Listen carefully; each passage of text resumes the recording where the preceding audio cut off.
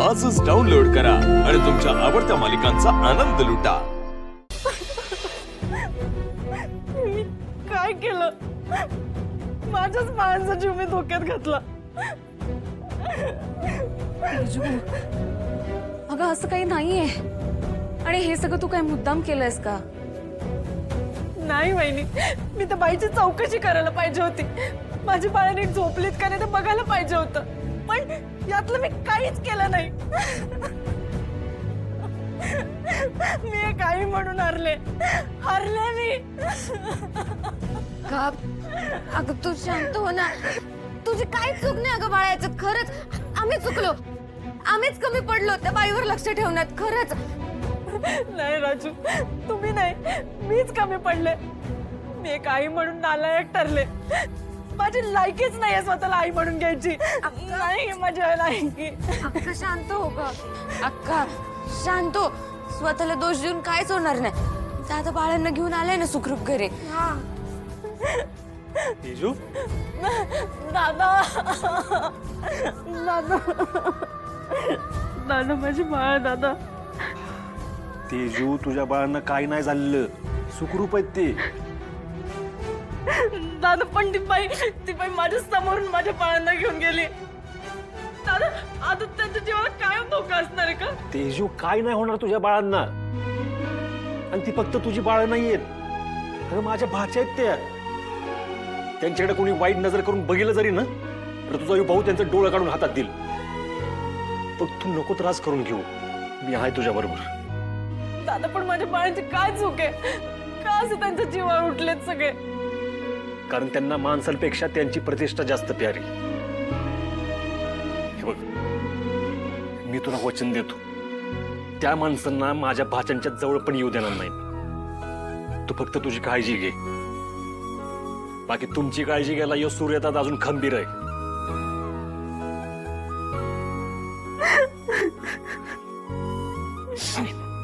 शांत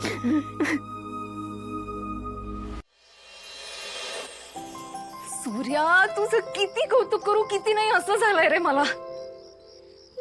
आज डॅडी आणि पोलिसांचा डाव तू उधळून लावलास, तेजूची बाळं शोधलीस, त्यांना घरी परत आणलंस। सूर्या, एका आईला तिची बाळं तू परत मिळवून दिलीस, ह्याच्यापेक्षा मोठी गोष्ट असून काय असू शकते?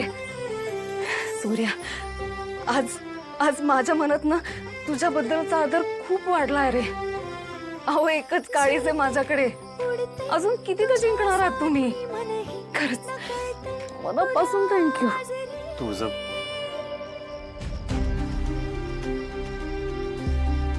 माफ कर मला।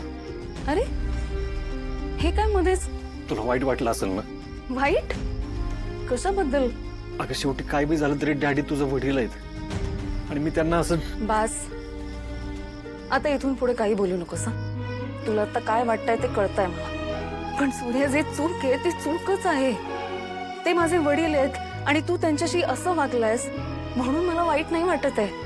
आपण ते जर चुकले असते आणि माझ्यामुळे जर तू त्यांच्या चुकीकडे दुर्लक्ष केलं असतं ना, तर मात्र मला वाईट नक्कीच वाटलं असतं। सूर्या, अरे जगातल्या कुठल्या मुलीला तिच्या वडिलांनी असं वागलेलं आवडेल?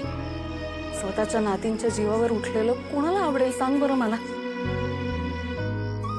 पण आता माझे शत्रू आहेत ते। अरे उलट मी तर वाट बघतेय की तू कधी त्यांना धडा शिकवतोस।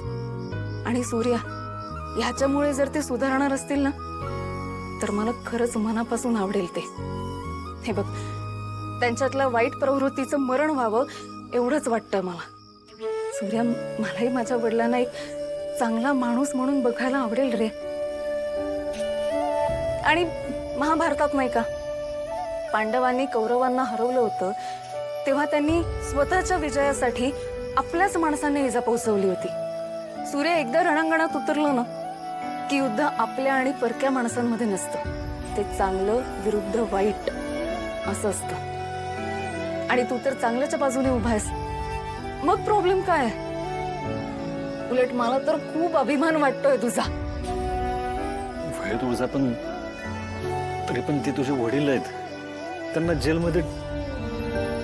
मी आत्ताच सांगितलं ना तुला, तू माझ्या वडिलांना नाही तर एका वाईट माणसाला त्याच्या चुकीची शिक्षा दिलेलीस। आणि मी तुला आताच महाभारताचं उदाहरण दिलं ना, सूर्य, महाभारत म्हणजे नात्यांची, हक्कांची लढाई असं आपण समजतो, पण तसं नसतं. ती लढाई नीती अनीती, सत्य असत्य, चूक बरोबर ह्याची असते. सूर्य, डॅडी जेव्हा बरोबर वागत होते तेव्हा तू त्यांचा आदर करत होतास ना? मग आता जर ते चुकीचं वागत असतील तर मग त्यांना त्यांची चुकीची शिक्षा द्यायला नको? हे बघ सूर्य, ते माझे वडील आहेत, पण त्यांची कारस्थानं त्यांच्या या अवस्थेला जबाबदार आहे, तू किंवा मी नाही. किती समजूतदार आहेस का तू? तेव्हा एकच म्हण आहे माझ्याकडं, तू किती वेळा शिंकणार आहेस तू? रोजच.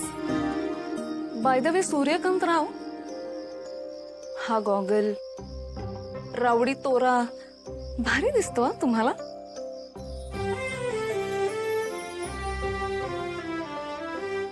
मला तर रोज तुम्हाला असं बघायला आवडेल.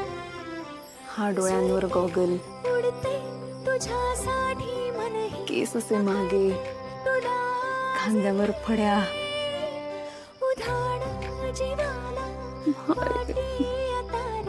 सूर्या, तुला जर मी असं बघितलं ना तर रोज तुझ्या प्रेमात पडेल. हे गॉगल बिगल मला नाही आवडत, ते काजून दिलाय त्यामुळे. चांगला दिसतोय तो गॉगल. लावतो, लाव म्हटलं ना.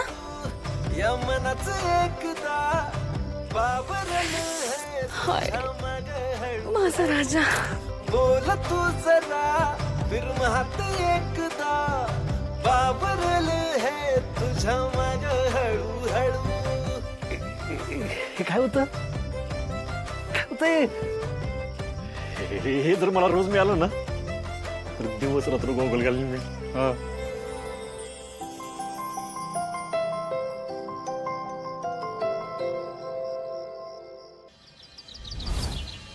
अरे काय करतेस माझ्या बाच्या बघू? का? बाबू अरे काय झालं? थांब जरा. ही घे सामानाची यादी आणि मला सामान आणून दे. काय आता सामान आणायचं तुला? हे काय? खोबरं 5 किलो, खजूर, बदाम, खसखस. अरे काय एवढं कशाला सामान लागणार आहे? अरे दादा, बाळणपणानंतर बाईपर निम्मी होते असं मी आत्याकडनं 1-2दा ऐकलेलं. तर मग आता तिची पाठ भरून निघायला डिंकाचे लाडू करतात. तर मी म्हणत होते अक्कासाठी आपण लाडू करूया. हा, हे चांगलं सुचलंय तुला. मी लगेच आणून देतो. हा. राजू, काय ते सूर्याला लिस्ट दिलीस? हा दिली देईल तो सामान आणून. हा, ऐक ना, ते म्हणजे डिंकाचे लाडू करूच, पण आजपासून रोज अळीवाची खीर सुद्धा करून खाऊ घाल तिला. म्हणजे बघ, महिन्याभरात कशी तरतरीत होती आपली तेज. देऊया.